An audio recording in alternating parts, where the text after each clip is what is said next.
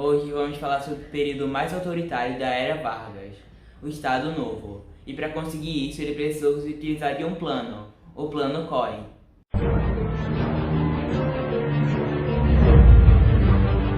Diante das várias tentativas de golpe contra seu governo, Vargas decretou estado de sítio no Brasil, suspendendo os direitos individuais e realizando prisões e perseguições políticas. Foram detidas mais de 6.000 pessoas, dentre elas deputados, senadores, jornalistas, estudantes e vários membros da ANL. O comunismo se tornou o principal inimigo da era Vargas, e para poder combatê-lo, ele usou instrumentos como a repressão, a censura e a propaganda, para poder promover uma imagem negativa dos comunistas. Eles passaram a ser vistos com temor pelas classes médias e altas, criando o pensamento anticomunista no Brasil. Para legitimar o combate ao inimigo vermelho, Vargas se utilizou de suposto plano que tinha como objetivo instaurar um governo comunista no Brasil. O Plano Cohen, como ficou conhecido, foi escrito pelo coronel Olímpio Mourão, que era membro da AIB, ou seja, aliado de Vargas. E eu vou te mostrar agora como foi esse evento.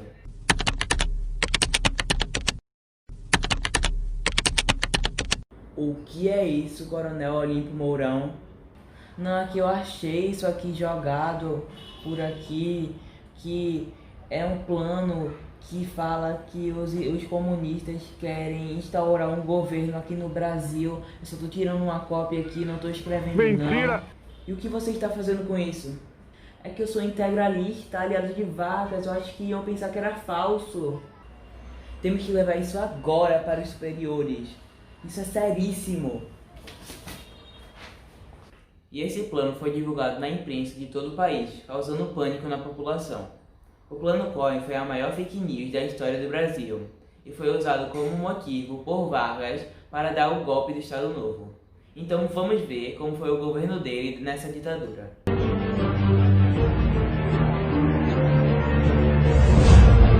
De amplas repercussões e profundos efeitos na vida do país, acima das deliberações ordinárias da atividade governamental.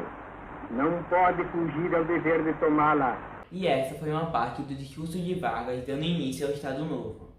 Nesse período, houve mais perseguições políticas, além da suspensão de todos os partidos políticos, inclusive a AIB. Uma nova Constituição foi imposta em 1937, de caráter autoritário, centralizador e nacionalista, baseado nas cartas fascistas, como a da Polônia, por isso recebeu o nome de Constituição Polaca. Com o golpe, foi necessário criar instrumentos para poder divulgar as ideias do presidente, pois como qualquer governo, o Estado Novo precisava de apoio popular. Além disso, eram necessários meios para poder exercer censura, que era vista como uma forma de frear os opositores. Vargas fundou em 1939 o DIP, que é o Departamento de Imprensa e Propaganda, dirigida por Lorival Fontes, que tinha duas funções: de repreender, exercendo forte censura, e propagandística, que tinha como objetivo fazer propagandas oficiais do governo. Além disso, a utilização da propaganda a serviço da divulgação da ideologia do Estado ocorreu em outros governos autoritários, como os governos fascistas da Itália e da Alemanha. Além disso, o órgão foi responsável por construir uma imagem positiva de Vargas. O rádio foi uma das principais formas de propaganda daquela época, pois o governo financiava programas que o exaltassem. E era por meio do rádio que os valores e feitos de Vargas se disseminavam no programa obrigatório de rádio Hora do Brasil.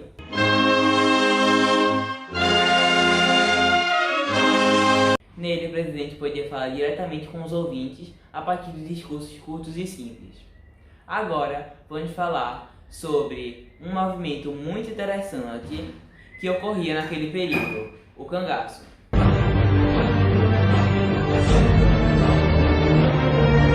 Um dos principais líderes do movimento foi Vitorino Ferreira da Silva, também conhecido como Lampião.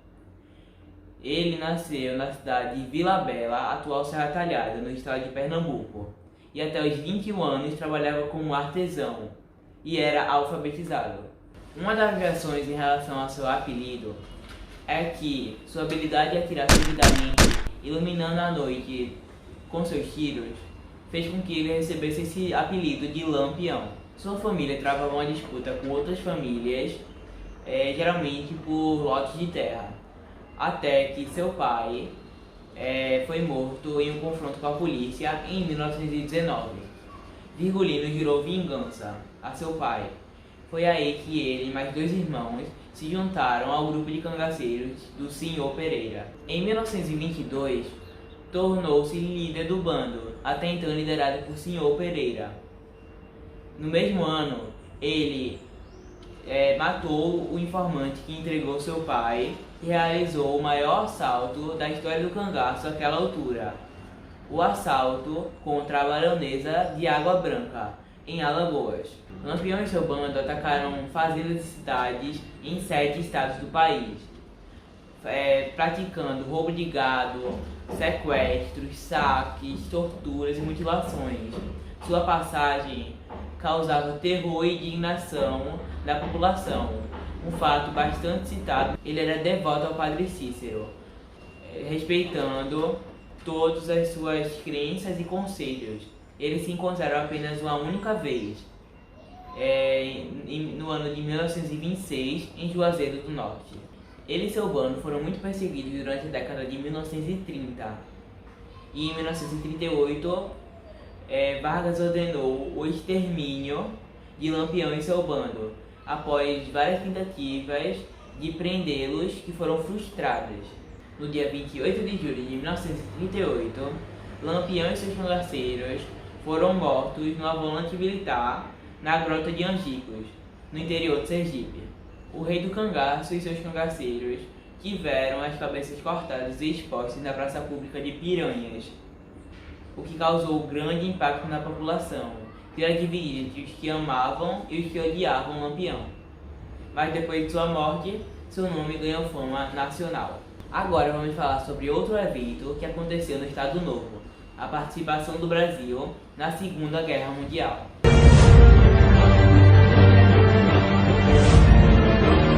Naquele momento, o mundo passava por uma guerra mundial, que durou de 1939 até 1945.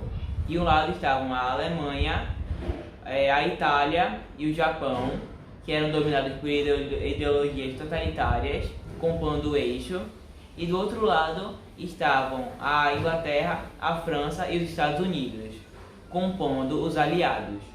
Durante os primeiros anos de guerra, o Brasil se manteve neutro em relação à sua política externa, não definindo se apoiaria os países do eixo ou os aliados.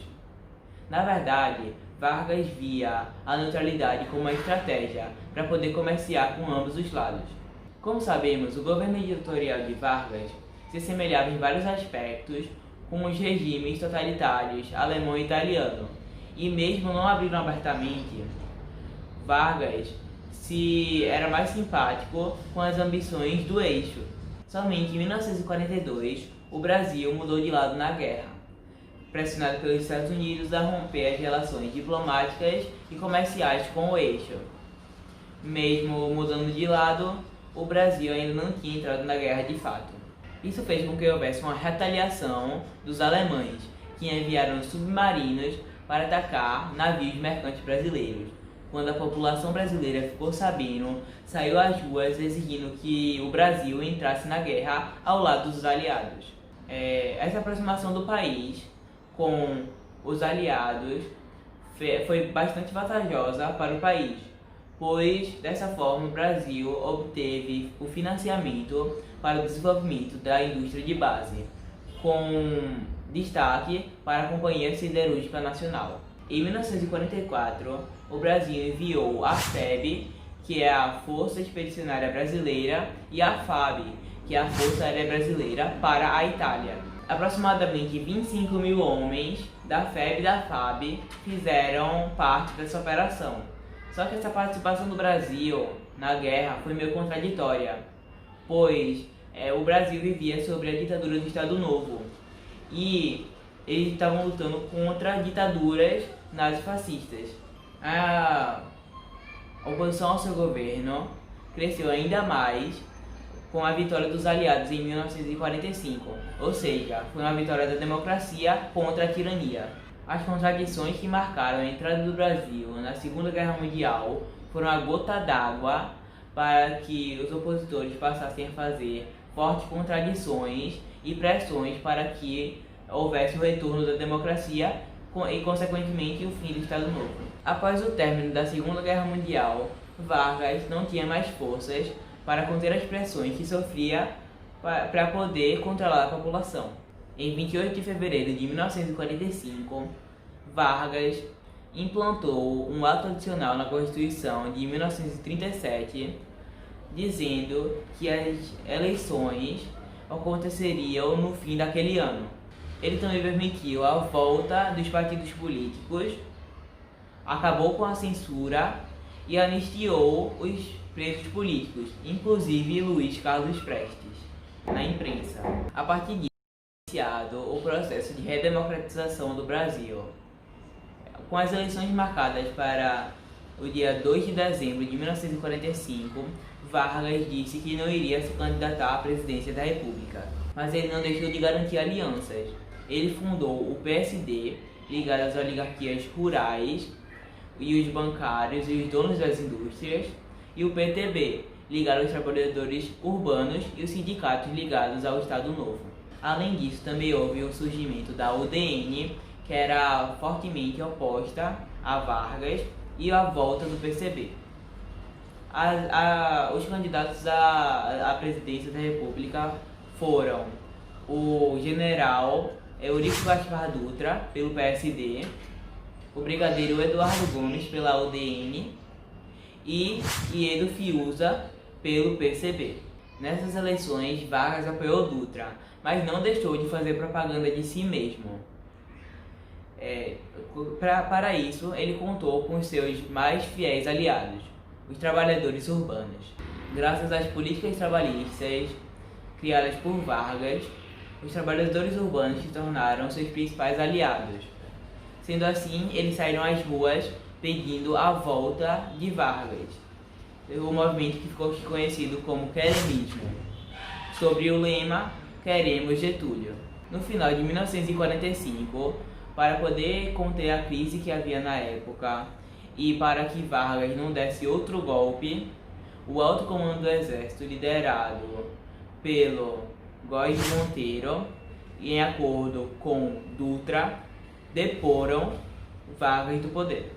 Em substituição, assumiu provisoriamente o presidente do STF, José Linhares, até que o novo presidente fosse eleito. Com o fim das eleições, Dutra, apoiado por Vargas, venceu. Com isso, após 15 anos do governo de Vargas, iniciou-se uma nova fase na história do Brasil, na qual dava-se novamente as boas-vindas à democracia. Então eu espero que tenham gostado, deixe seu like, se inscrevam no canal e me digam nos comentários alguma dúvida que vocês tiverem, algum assunto que vocês querem que eu explique para vocês. Muito obrigado e até a próxima.